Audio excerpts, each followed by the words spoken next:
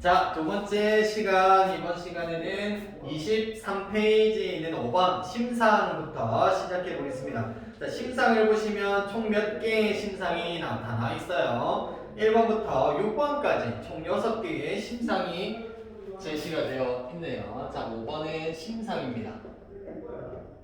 심상은 다른 말로 이미지라고 그랬죠. 마음속에 그려지는 그림이다.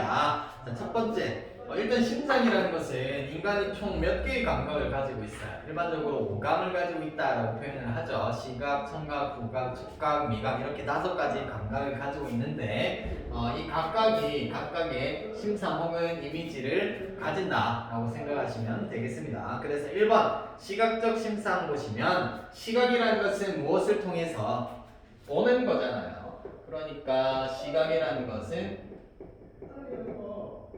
마치 무엇으로? 눈으로 보는 것 같은 느낌이 들 때 시각적 심상이 나타난다라고 보는 겁니다. 그래서 밑에 예를 보시면 밑줄이 그어져 있죠. 하얀 손가락 가락이 연굵은 그 손톱을이라고 되어 있습니다. 일반적으로 색깔이라는 것은 눈으로 보는 거죠. 빨간 색깔이 귀로 들리진 않지. 그렇기 때문에 시각을 눈으로 보는 듯한 느낌이 들 때 시각적 심상. 그 다음 두 번째는 뭐가 있어요?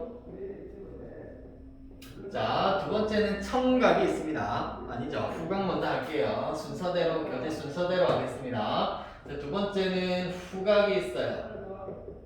자, 후각이라는 것은 뭘까요? 냄새, 코로 냄새를 맡는 듯한 느낌이 들 때 후각적 심상이다 라고 하는 거예요. 밑에 보시면 얘가 향긋한 풀꽃 냄새라고 되어 있죠. 풀냄새가 막 나는 거야. 풀냄새를 눈으로 보진 않지. 그러니까 후각적 심상이라는 것은 코와 관련이 있구나. 냄새와 관련이 있구나. 그 다음 세 번째 특징으로는 세 번째 심상으로는 청각이 있습니다. 청각은 귀로 듣는 거죠. 그래서 우리 사람의 부위 중에서는 귀와 사람과 관련된 기관으로 찾아보면 따지면 귀가 있겠네요. 귀로 듣는 듯한 느낌입니다. 자, 예를 보시면 물바가지에 떠담던 적동새 소리입니다. 새 소리, 새가 막 지저귀는 소리가 들린단 말이지. 그러니까 청각적 심상, 귀로 듣는 듯한 느낌, 청각적 심상입니다. 새 소리를 뭐 코로 듣는다거나 눈으로 보는 경우는 없겠죠. 네 번째 특징입니다. 네 번째 심상입니다. 네 번째 심상은 미각. 자, 미각적 심상은 맛을 보는 것 같은 느낌이에요. 그러니까 무엇과 관련이 있겠어요? 맛은 혀로 느끼니까 혀로 맛을 보는 듯한 느낌. 밑에 얘가 나와 있죠. 달콤한 초콜릿처럼이라고 해서 달콤한 맛을 드러내고 있다. 이때 심상은 우리가 미각적 심상이 나타난다라고 표현을 하는 겁니다. 그 다음 다섯 번째 마지막 심상은 촉각이 되겠네요. 촉각이라는 것은 피부로 느끼는 느낌이에요. 피부로 감촉을 느끼는 듯한 느낌. 자, 피부. 자, 그래서 밑에 보시면 불현듯 아버지의 서늘한 옷자락을 느끼는 것은 서늘하다라는 것은 약간 시원한 느낌, 차가운 느낌을 의미하는 겁니다. 그래서 서늘하다라는 것은 피부로 느끼는 거죠. 추운 것 혹은 뜨거운 것 이런 것들은 피부가 느끼는 겁니다. 그래서 촉각적인 심상이 드러난다라고 볼 수가 있겠죠. 그런데 한 가지가 더 있어요. 우리가 인간은 총 몇 개 감각이 있다고 그랬어? 오감을 가지고 있다고 그랬는데 왜 6개일까? 6번째 보시면 무슨 심상? 공감각적 심상이라고 되어 있습니다. 공감각적 심상이라는 것은 일단 기본적으로 몇 개의 심상이 제시가 되어야 되냐면 2개 이상의 심상이 제시가 되어야 됩니다. 자, 그래서 하나의 감각, 우리 위에 5가지 감각 살펴봤지? 여기 이 중에서 하나의 감각이 다른 감각으로 옮겨지는 거예요. 다른 감각으로 옮겨지는 거예요. 그러니까 예를 들어서 2개의 감각이 나타났을 때 시인이 실제 표현하고자 하는 중심 단어가 무엇인가, 중심 감각이 무엇인가를 생각해 보면 되겠어요. 그래서 예를 보시면 분수처럼 느껴지는 자, 풀은 종소리라고 되어 있죠. 요거를 이제 위에서 우리가 살펴봤던 5개의 감각 중에서 하나씩 매치를 시켜보면 푸르다라는 것은 무슨 심상? 눈으로 보는 거니까 시각이 되겠죠. 그런데 종소리는 무슨 심상? 무슨 심상? 종소리는 귀로 듣는 거니까 청각적 심상이 되겠죠. 자, 그런데 이렇게 두 개의 심상이 나타났단 말이죠. 이때 중요한 것은 무엇을 표현하고자 하는가, 여기에 초점이 있는 겁니다. 푸르다를 표현하고 싶은 거예요? 아니면 종소리를 표현하고 싶은 거예요? 내가 직접 표현하고자 하는 대상은 종소리인 거죠. 그런데 이 종소리가 마치 푸른 것 같다라고 표현을 하고 있는 거지. 그래서 동시에 떠오르게 하지만 청각적 심상인 이 종소리를 마치 어떻게 눈에 보이는 것처럼 표현을 하고 있기 때문에 얘는 보통 어떻게 표현을 하냐면 청각의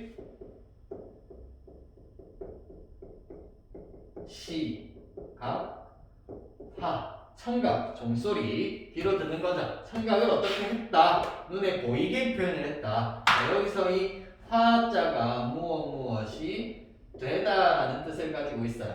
청각이 마치 눈에 보이는 것처럼 됐어. 종소리가 푸르다. 눈에 보이는 것처럼 표현을 하고 있지. 그래서 공감각적 심상이라는 것은 하나의 감각을 다른 감각으로 옮겨서 표현하는 것이다. 자, 이렇게 보시면 되겠습니다. 자, 그러면 6번부터 8번까지 다시 문제를 한번 풀어보겠습니다. 여러분들은 영상을 잠시 일시 정지하시고 다 풀면 재생 버튼을 눌러서 6번부터 정답을 한번 확인해 보시면 되겠습니다. 자, 시작!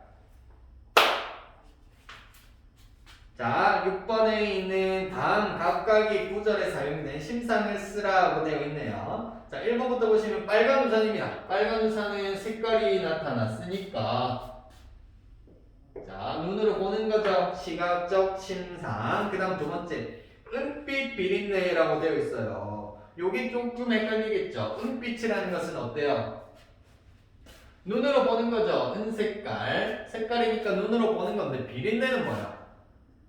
비린내는 냄새죠, 냄새. 비린 냄새가 난단 말입니다. 냄새라는 것은 후각, 코로 냄새를 맡는 거죠. 그런데 여기에서 이 글쓴이가 표현하고자 하는 것은 은색깔의 빛이냐 아니면 비린내냐, 냄새를 눈에 보이는 것처럼 표현을 한 거죠. 그러면 여기에 나타나 있는 대로 표현을 바꿔보면 내가 드러내고자 하는 원래 내가 드러내고자 한 대상은 비린내. 비린내는 후각적 심상. 그러니까 후각을 어떻게 한 거예요? 후각을 눈에 보이는 것처럼 은빛으로 표현을 했으니까. 그래서 후각의 시각화가 드러나는 게 2번이겠네요. 그래서 2번은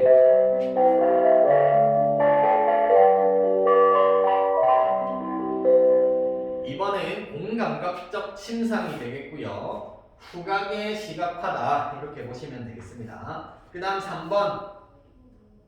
싸늘한 바람이네요. 싸늘하다.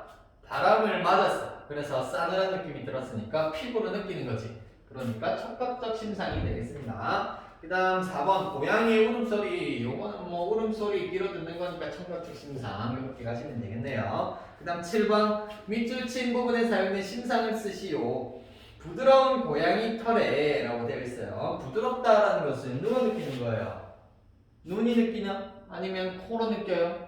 아니죠. 피부로 느끼는 거죠. 부드럽다라는 것은 피부로 느끼는 겁니다. 그래서 촉각적 심상으로 가시면 되겠네요. 마지막 8번. 다음 중 사용된 심상이 다른 것은 자 1번부터 볼게요. 호수처럼 푸른 하늘. 푸르다. 무슨 심상? 푸르다라고 했으니까 눈에 보이는 거죠. 시각적 심상. 자 2번 튤립들이 손을 흔든다. 손을 막 흔들고 있어. 손을 흔드는지 안 흔드는지는 무엇으로 파악해야 됩니까? 냄새를 맡을 거야? 아니면 귀로 들을 겁니까? 손을 흔드는데. 그 다음 혀. 맛을 볼 거야? 안 되죠? 촉각 피부로 느낄 수도 없어요. 손을 흔드는 것은 눈으로 봐야 하는 거죠. 그러니까 2번도 시각적 심상. 자, 3번은 반짝반짝 빛나는 친구의 목소리. 목소리가 빛이 난대요. 목소리는 무슨 심상이에요? 귀로 듣는 거니까 청각적 심상이지. 그런데 이 목소리를 어떻게 표현했어? 반짝반짝 빛난다 라고 표현을 했지. 빛난다라는 것은 눈으로 봐야 알 수 있는 거란 말이에요. 그래서 3번 같은 경우에는 공감각적 심상. 3번은 선택지 3번. 반짝반짝 빛나는 친구 목소리는 무슨 심상? 공감각적 심상이 드러나는 것이고, 얘는 어떻게 표현할 수 있을까? 친구 목소리는 청각이죠. 청각을 어떻게? 눈에 보이게. 그러니까 청각의 시각화라고 표현할 수가 있습니다. 그 다음 4번은 하얀 장화를 신은 까만 고양이. 하얗고 까맣고 색깔이 나왔네요. 그러니까 눈으로 봐야 되지. 시각적 심상이 되겠습니다. 5번 떼굴떼굴 굴러가는 콩들을 보아라. 떼굴떼굴 굴러가는 모습이 제시가 되어 있네. 그러니까 여기서도 마찬가지로 시각적 심상이 되겠습니다. 그 다음 24페이지로 넘어가시면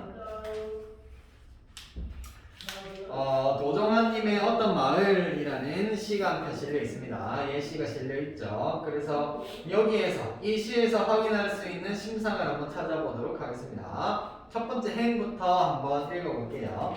사람들이 착하게 사는지 별들이 많이 떴다. 첫 번째 행에서는 심상 확인할 수 있을까요? 없을까요? 있겠죠.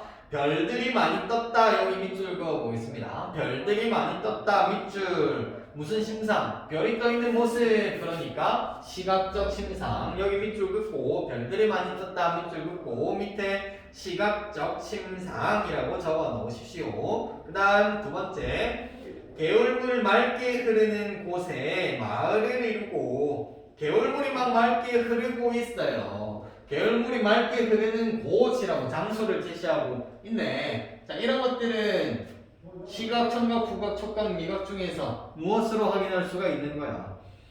흐르는 것은 눈으로 봐야 되겠죠. 그래서 개울물 맑게 흐르는 곳 밑줄 그으시고, 개울물 맑게 흐르는 곳 밑줄 그으시고, 밑에 시각적 심상 적어 놓으셔야겠죠. 오른쪽에 다 나와 있지만, 그 다음 세 번째 행, 물 바가지에 떠담던 적동새 소리.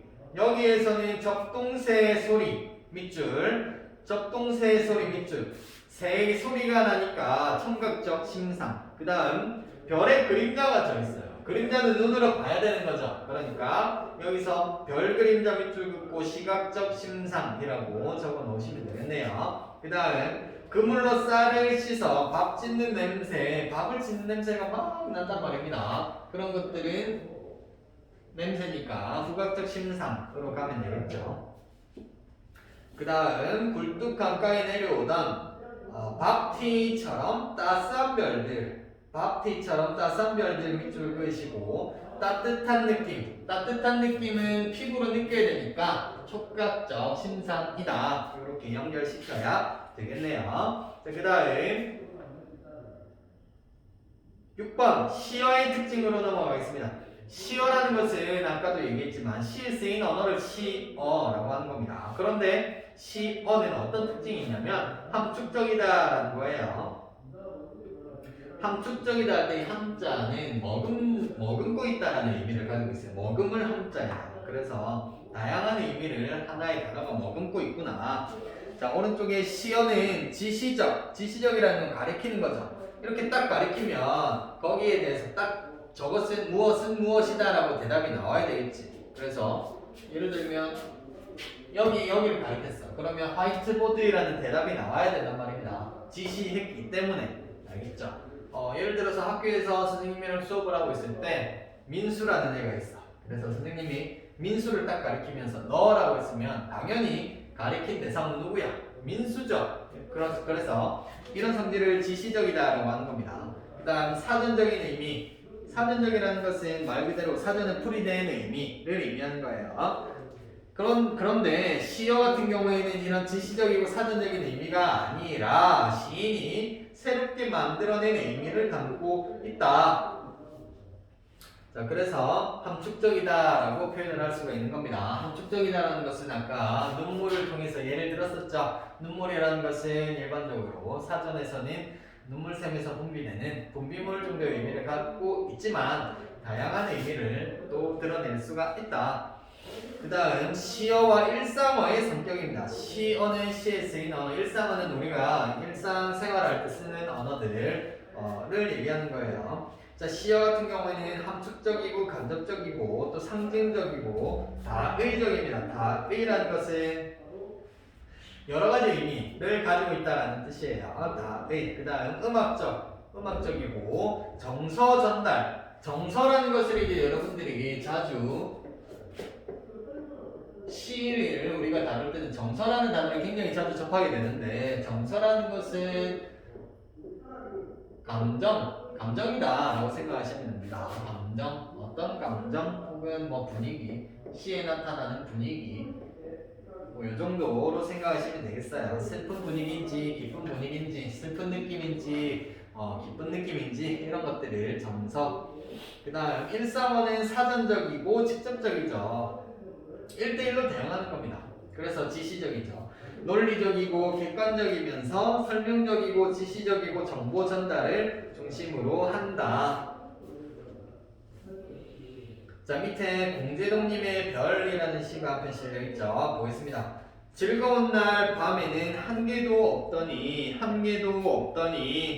비슷한 문장 구조가 반복되고 있네요. 운율도 형성이 되어 있다. 마음 슬픈 밤에는 하늘 가득 별이다. 이때 이 별의 의미가 무엇일까? 마음 슬픈 밤에 하늘 가득 별이다. 슬픈 날 별이 많대요. 수만 개일까 수십만 개일까? 울고 싶은 밤에는 가슴에도 별이다. 울고 싶대. 왜? 슬프니까. 위에 마음이 슬프다라고 했었잖아요. 그래서 이때 울고 싶은 이유는 슬픔 때문에. 자, 울고 싶은 밤에는 가슴에도 별이다. 온 세상이 별이다. 자, 일반적으로 별이라고 하면, 문학에서 별이라고 하면 긍정적인 의미를 가지는 경우가 대부분이지만 여기에서는 이 별이 무엇을 의미하고 있어요?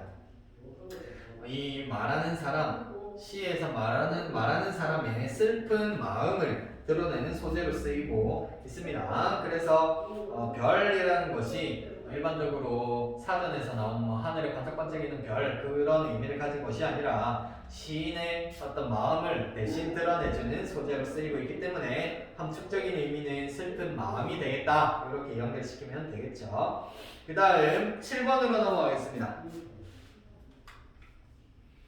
자, 7번 시의 화자라고 되어 있죠. 화자라는 것은 말하는 사람을 의미하는 거예요. 그러니까 시에서 말하는 사람을 의미하는 것이다. 자, 1번에 보시면 시인의 생각과 느낌을 효과적으로 나타내기 위해 설정한 장치. 여기 밑줄 긋겠습니다. 시인의 생각과 느낌을 효과적으로 나타내기 위해 설정한 장치예요. 그래서 서정적 자아 혹은 시적 자아라고도 한다. 시의 화자는 서정적 자아, 시적 자아 다 같은 말이다 라고 보면 되겠죠. 7번인가요? 자, 화자랑 같은 말이 시적 자아가 있고 또 서정적 자아가 있구나. 이 정도 살펴보시면 되겠습니다. 자, 그 다음에 2번 시적 화자는 시 속에 드러나기도 하고 드러나지 않기도 한다. 시 속에 드러난다라는 것은 쉽게 얘기하면 나라는 단어가 작품 속에 있냐 없냐로 파악하시면 됩니다. 작품 속에 나라는 단어가 있으면 직접적으로 드러난다라고 보는 것이고요. 그 다음 나라는 단어가 없으면 시의 화자가 직접적으로 드러나지 않는다라고 보는 겁니다. 자, 그 다음 여기 괄호 안에 시인은 시적 화자일 수도 있고 같을 수도 있고 같지 않을 수도 있다라고 되어 있죠. 왜냐하면 1번에서 본 것처럼 시인의 생각이나 느낌을 효과적으로 나타내기 위해서 설정한 장치라고 합니다. 그래서 자신의 시인이 자신의 어떤 어린 마음, 동심을 드러내기 위해서 시에서 말하는 사람은 어린 화자, 나이가 어린 화자를 설정할 수도 있겠죠. 그러면 예를 들어서 시에서 말하는 시적 화자가 6자리예요. 6자리인데 실제 시인의 나이는 26자리예요. 그러면 얘네들은 같다라고 볼 수 있어요? 없어요? 같다라고는 볼 수가 없겠죠. 6자리고 26자리니까. 자신의 어떤 생각을 드러내기 위해서 설정한 장치가 시적 화자이기 때문에 어린 동심을 표현하기 위해서는 26자리보다는 6자리 더 적절하겠죠. 그렇기 때문에 같을 수도 있고 같지 않을 수도 있다는 것을 확인하셔야 되겠습니다. 그 다음 3번 시의 어조와 분위기를 형성하는 역할을 한다. 어조라는 것은 말투예요, 말투. 예를 들면 슬픈 말투가 나타날 수도 있고, 또 의지적인 자신이 어떤 해내고자 하는 의지가 드러나는 그런 말투가 나타날 수도 있죠. 아자아자 파이팅 이런 내용들이 나타나면 굉장히 의지적이다라고 볼 수가 있겠습니다. 그래서 이런 것들을 형성하는 역할하는 게 바로 시의 화자다. 자, 밑에 이중관님의 길을 가다라는 시가 한편 있습니다. 보시죠. 혼자 놀고 있는 아기 새를 만나면 내 어깨와, 자, 내 어깨, 내가 작품 속에 나타났죠. 그러면 이 작품의 시적 화자는 겉으로 드러난다라고 봐야 돼요? 안 드러난다라고 봐야 돼요? 겉으로 드러난다라고 봐야 되겠죠. 그 다음 아기 새들의 그 작은 어깨를 나란히 하고 어디든 걸어보고 싶다라고 해서 시적 화자인 나가 겉으로 드러나고 있고요. 시 속에 드러나고 있고, 내 어깨와 아기 새들의 어깨를 나란히 하고 걸어보고 싶다고 이야기하고 있으므로 이 시의 시적 화자는 직접 드러나 있다라고 보면 되겠습니다. 자, 그러면 오른쪽에 있는 확인 문제 9번부터 12번까지 시간은 3분 드리겠습니다. 영상은 잠시 일시 정지를 하시고 9번부터 12번까지 문제 한번 풀어보겠습니다. 시작! 자, 다 푸셨죠? 9번 문제부터 보겠습니다. 시어와 일상어에 대한 설명으로 옳지 않은 것은 정답은 3번이겠죠? 일상어는 함축성을 지니고 있다. 함축성을 가지고 있는 것은 시어가 아니죠. 일상어가 아니라 시어의 특징이었습니다. 그래서 정답은 3번이 되겠다. 그 다음 10번 기역과 니은 중에서 시적 화자에 대한 설명으로 옳은 것은 항상 시의 표면에 드러난다. 기억이고요. 니은은 시의 어조와 분위기를 형성한다 라고 되어 있는데 설명으로 옳은 것은 니은이 되겠죠. 항상 시의 표면에 드러나지는 않습니다. 겉으로 드러날 수도 있고 드러나지 않을 수도 있다. 그 기준은 나가 나타나느냐, 나라는 단어가 시에 있느냐 없느냐로 파악하면 된다 그랬어요. 그 다음 니은은 시의 어조와 분위기를 형성한다. 요거는 적절하겠죠. 방금 전에 살펴봤습니다. 자, 11번 빈칸에 들어갈 알맞은 말을 각각 쓰시오. 시인은 자신의 생각이나 느낌을 효과적으로 전달하기 위해 다시 11번하고 12번 문제는 시의 표현 방법 8번 25페이지에 있는 시의 표현 방법과 관련된 문제네요. 그래서 11번, 12번은 조금 이따가 풀겠습니다. 조금 이따 풀도록 하고 25페이지에 시의 표현 방법을 한번 보도록 하겠습니다. 시의 표현 방법. 자, 시는 다양한 표현 방법을 사용해서 간접적으로 드러내는데요. 시적 화자가 드러내고자 하는, 시인이 드러내고자 하는 중심 생각, 주제를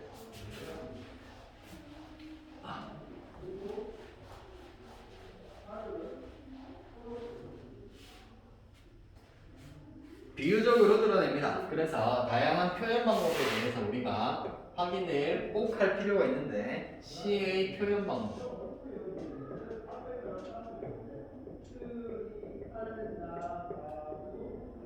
학생들이 가장 어려워하는 부분이기도 합니다. 시의 표현 방법은 크게 세 가지, 비유법, 강조법, 변화법 이렇게 세 가지로 나눠볼 수가 있어요. 첫 번째 비유법, 뒤에 변화법, 강조법 조금 이따가 써볼게요. 자, 먼저 비유법은 세 가지 정도 우리가 확인할 수가 있습니다. 첫 번째는 지급법, 두 번째는 은유법, 세 번째는 자, 의인법이 있습니다. 지급법은 옆에 연결어 동그라미 해보겠습니다. 지급법, 연결어를 사용하여 원관념을 보조관념에 직접 빗대어 표현하는 방법이라고 되어 있어요. 연결어, 연결어는 밑에 괄호 안에 들어있는 애들 있죠? 뭐뭐처럼, 뭐뭐 같은. 연결어가 여기 있는 뭐뭐처럼, 뭐뭐 같은, 뭐뭐인 듯, 뭐뭐인 양 이런 연결해주는 아이들입니다.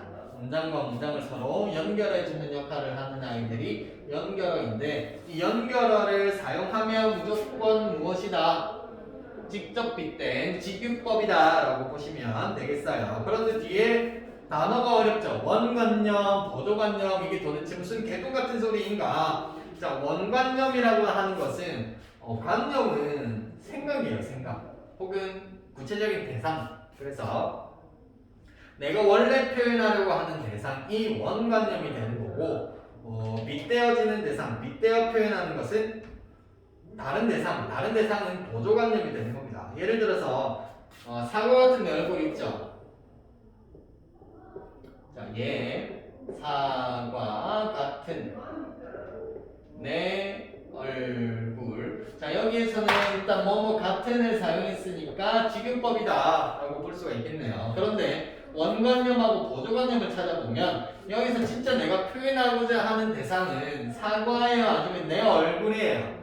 내 얼굴이죠. 내 얼굴이 어떻다라고 표현을 하고 싶은 거야. 사과 같다라고 표현을 하고 싶은 거죠. 그러니까 내 얼굴이 원래 내가 표현하고자 하는 대상이 되는 거고 이 사과는 내 얼굴을 표현하기 위해서 끌어온 다른 대상이 되는 겁니다. 그래서 원관념 얘는 보조 옆에서 돕는 거죠. 보조관념이 되는 것이다. 이렇게 생각하면 되겠죠.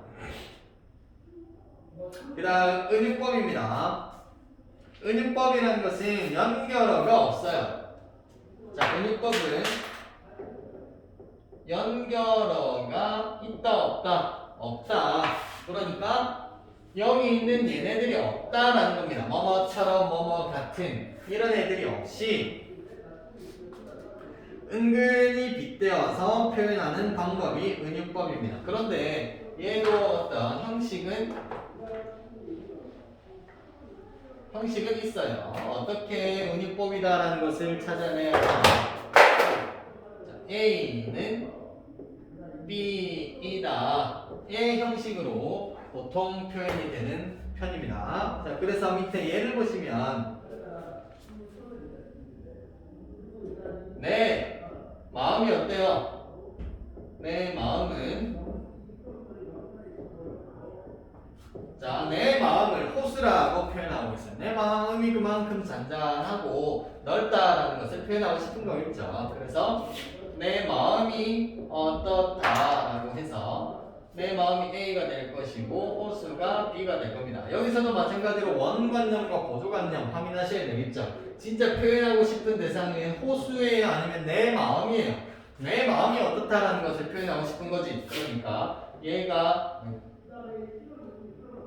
내 마음이 원관념이 되는 거고 원래 내가 표현하고자 하는 대상이 되는 거고 호수라는 것은 그 옆에서 도와주는 보조관념이 되는 것이다. 자, 이렇게 보시면 되겠습니다. 그 다음 의인법입니다. 의인법. 여기서 이 인이라는 것은 사람 인자예요.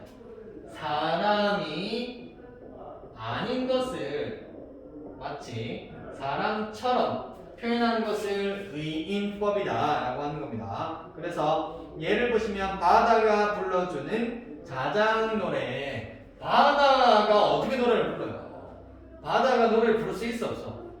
바다는 노래를 부를 수가 없죠. 노래는 사람이 부르는 거 아닙니까? 그런데 마치 바다가 옆에서 애기를 잠재우는 자장가를 부르고 있다라고 표현을 하고 있죠. 그래서 바다를 사람처럼 표현하고 있으니까 의인법이 사용이 되고 있구나라고 생각하면 되겠죠. 그 다음은 2번 강조법입니다. 강조법, 말 그대로 어떤 의미를 강조하게 되겠죠. 어떤 표현 방법이 있는지 한번 살펴보겠습니다. 자, 강조법은 첫 번째 반복법이 있어요. 반복법. 자, 반복이라는 것은 말 그대로 반복하는 거예요. 이런 거죠. 여러분들이 학교에서도 그렇고 학원에서도 그렇고 집에서도 그렇고 항상 듣는 말이 있잖아요. 공부 좀 해, 공부 좀 해. 이렇게 계속 반복하는 이유는 그만큼 중요하니까 뭐 그런 거겠죠. 반복법은 옆에 보시면 같거나 유사한 단어, 어구, 문장 등을 반복해서 표현하는 방법입니다. 했던 말 또 하는 거예요. 왜? 중요하니까 강조하는 겁니다. 자, 예를 보시면 해야소사라, 해야소사라, 맑게 씻은 얼굴, 고운 해야소사라라고 하면서 해를 해야소사라라는 어구를 반복하고 있다. 이렇게 그냥 반복하는 거예요. 반복해서 결과적으로 얻고자 하는 것은 의미를 강조하는 것이다. 그 다음 영탄법입니다. 영탄법이라는 것은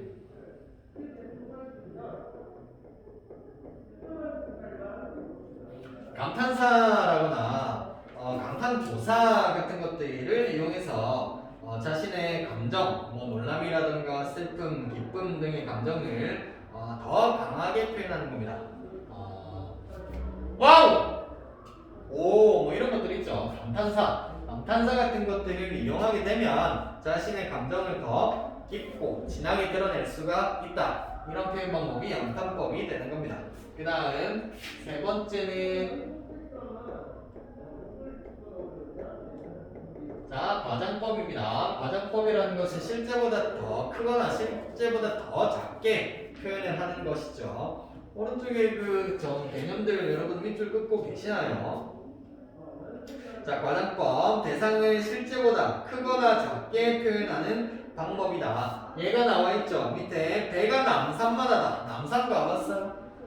남산 타고 있는 그 남산입니다. 배가 남산만 할 수 있냐 없냐? 없죠. 그런데 배가 남산만 하다 뭔가를 많이 먹었겠죠. 그래서 이 많이 먹어서 배가 볼록한 것은 남산만 하다라고 과장해서 표현을 하고 있는 겁니다. 이건 실제보다 더 크게 표현을 하는 거지. 그런데 간이 콩알만 하다.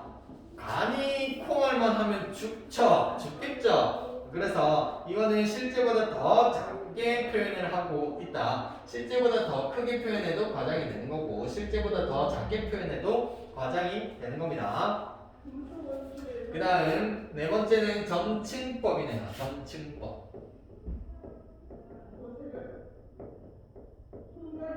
점칭법입니다. 점점 그 의미가 층, 아파트 1층, 2층, 3층, 4층 이렇게 층이 점점 쌓이면 어떻게 돼요? 커지죠? 그래서 점칭이라는 것은 점점 그 의미가 커지는 것을 의미하는 겁니다. 점칭법. 자, 그래서 옆에 개념을 보면 문장의 뜻이 점점 강조되거나 작은 것에서 점차 큰 것으로 넓은 것으로 확대하여 표현하는 것이다. 점점 그 의미가 커져나가는 겁니다. 그러면 더 작아지는 표현 방법도 있겠죠. 점칭법과 반대로 점점 그 의미가 줄어드는 애가 있어요.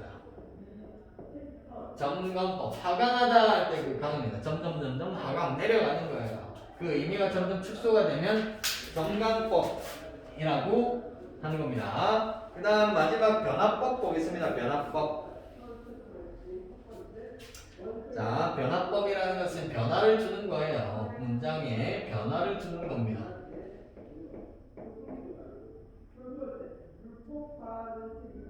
자, 변화를 주는데 자, 첫 번째는 반어입니다. 반어. 자, 반어법이라는 것은 반대로 표현하는 거예요. 반대로. 예를 들면 여러분들이 집에서 이제 장난을 치다가 유리를 깼어요. 유리를 깨니까 옆에 있던 어머니께서 아이고 잘한다 라고 표현을 해요. 이때 유리를 깼다고 진짜 잘했다라고 칭찬을 하시는 게 아니죠. 속마음은 어때? 아이고 생략하겠습니다. 자, 그래서 실제로는 잘못을 했지만 겉으로는 잘한다라고 표현했다. 속마음과 반대로 표현을 하신 거죠. 그렇게 해서 원래 자기가 생각하는 바를 더 강조해서 표현하는 겁니다. 그 다음 두 번째. 자, 두 번째는 역설입니다. 역설. 자, 역설법이라는 것은 논리적으로 이치에 맞지 않아요. 쉽게 얘기하면 말이 안 된다라는 거야. 무슨 개똥 같은 소리야 이런 생각이 든다고. 논리적으로는 이치에 맞지 않지만 그런데 그 안에 뭘 담고 있어야 돼? 그 안에 삶의 진리를 담고 있어야 한다. 이게 역설법의 특징이다라고 보시면 되겠습니다. 논리적으로 이치에 맞지 않는 말 속에 진리를 담아서 표현하는 방법이다. 자, 예를 보시면 괴로웠던 사나이, 행복한 예수 그리스도에게라고 되어 있죠. 논리적으로 이치에 맞지 않는다. 괴롭다라는 단어와 행복하다라는 단어. 얘는 일반적으로 부정적이고 얘는 긍정적이란 말입니다. 그런데 어떻게 괴로우면서 행복할 수가 있어요? 없죠? 그래서 여기에서는 논리적으로 이치에 맞지 않는 표현을 사용하고 있다. 그런데 역설법은 삶의 진리를 담고 있어야 된다 그랬죠. 그러니까 이 예수 그리스도라는 사람이 십자가에 못 박혔다라는 측면에서는 괴롭겠지만 이 괴로움을 통해서 사람들을 악에서 구원했다라는 측면에서는 본인의 어떤 이상을 이루었기 때문에 행복하다라는 감정을 느낄 수가 있는 거겠죠. 자, 이렇게 말이 안 되는 것을 통해서 그 안에 삶의 진리를 담아내는 것이 역설법입니다. 자, 그 다음 세 번째는 설의법. 자, 설의법은 질문을 던지는 거예요.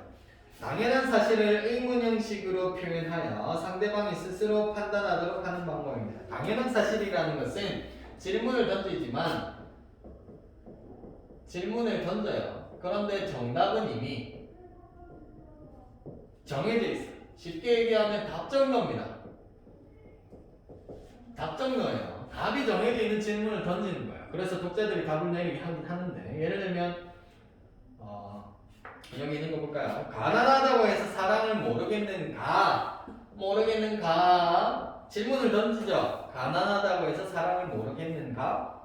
그런데 여기에서 이 가난하다고 해서 사랑을 모르겠는가에서 자, 그러면 사랑이라는 것은 가난하면 하면 돼, 안 돼?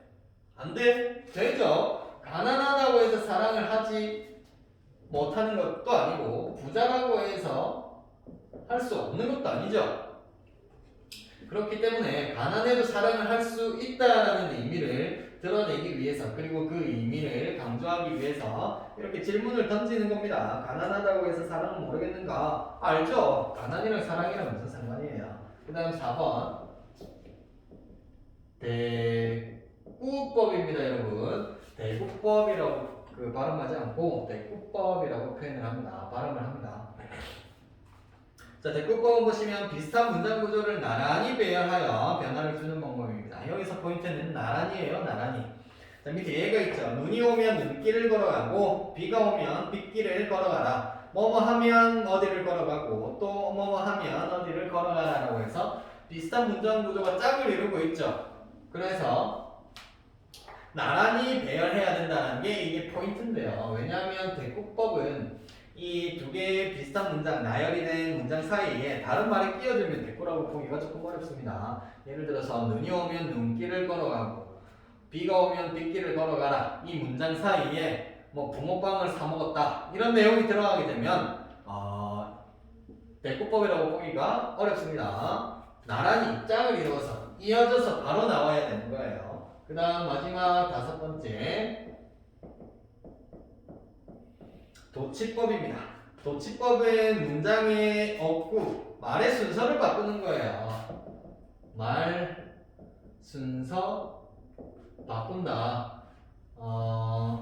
예를 보시면 뭐라고 썼을까? 노란 은행잎에 우리말은 일반적으로 주어가 나오고 서술어가 나와야 되죠. 있죠. 서술어라는 것은 뭐 다 공통적으로 다 다로 끝난다.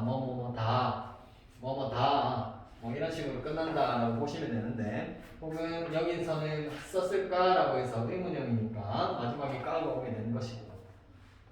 자, 그래서 뭐라고 썼을까? 노란 은행 잎에를 우리 일반적인 말의 순서대로 다시 배열해보면 노란 은행 잎에 뭐라고 썼을까라고 주어와 서술어 관계를 순서대로 배열하면 노란 은행 잎에 뭐라고 썼을까로 바꿔야 되지만, 여기에서는 문장 순서를 바꿨죠. 문장의 순서를 바꿔가지고 자신이 얘기하고자 하는 바를 더 강조한다라고 보시면 되겠습니다. 그 다음 마지막 오늘은 9번 시적 허용까지만 볼게요. 자, 시적 허용이라는 것은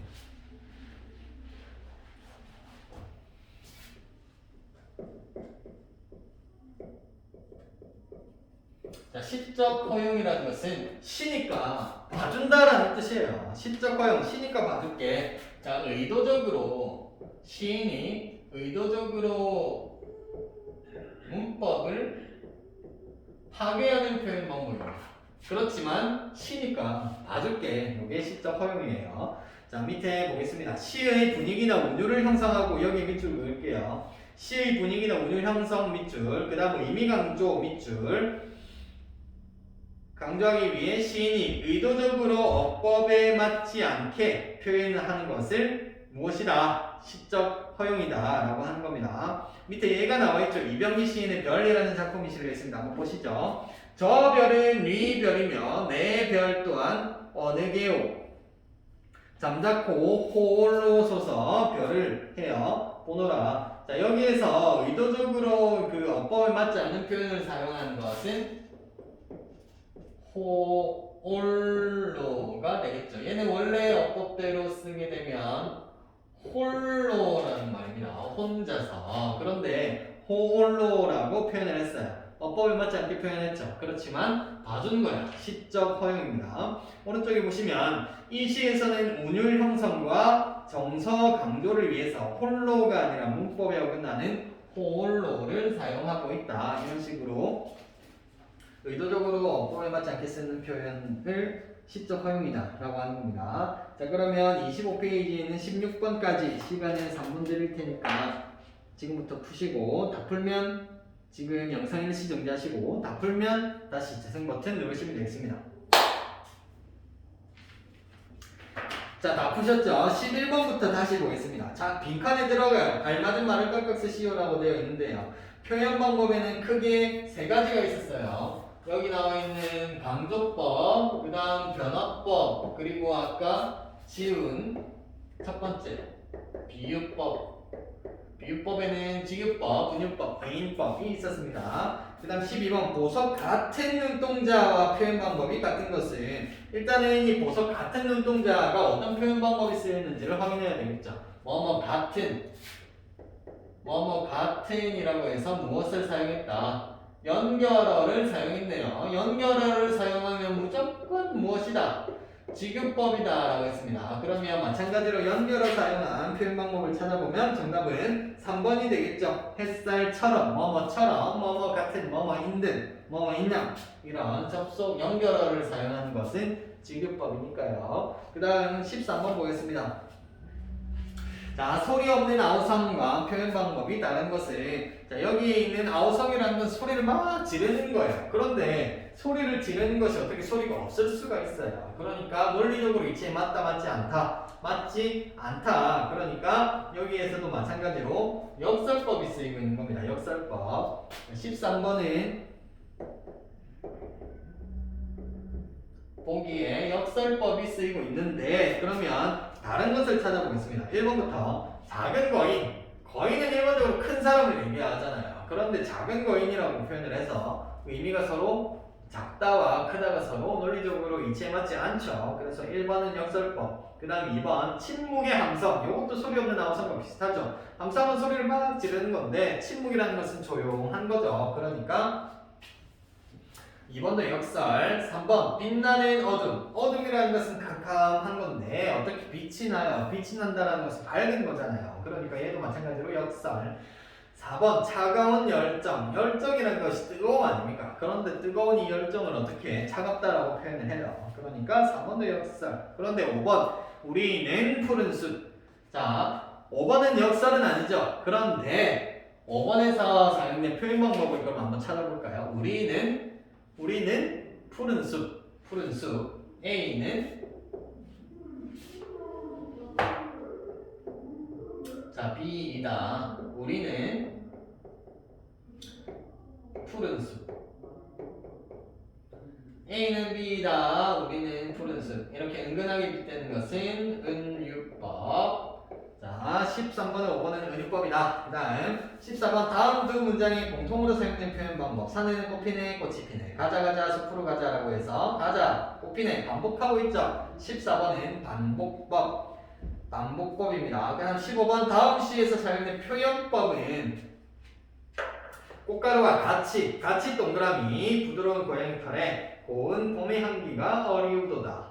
금방울과 같이 동그라미 호동그란 고양이 눈에 미친 봄의 불길이 흐르도다. 같은 같이 연결어 사용했죠. 그러니까 직역법 15번 정답 4번이고요. 그 다음 16번 다음 시에서 시적 허용이 나타난 부분을 찾고 이를 바르게 고치시오. 어디입니까? 먼입니다. 먼. 얘를 바르게 고치면 먼 해안선으로 해야 되는데 써야 되는데 먼이라고 해서 어법에 맞지 않게 의도적으로 어법에 맞지 않게 사용해서 시적 허용이 드러난 부분은 먼이 되겠습니다. 자, 오늘은 영상은 여기까지 하고요. 뒤에 빈칸 자료 선생님이 지침에 쓴 부분까지 빈칸 채우기 하고 검사 받으시면 되겠습니다. 여기까지.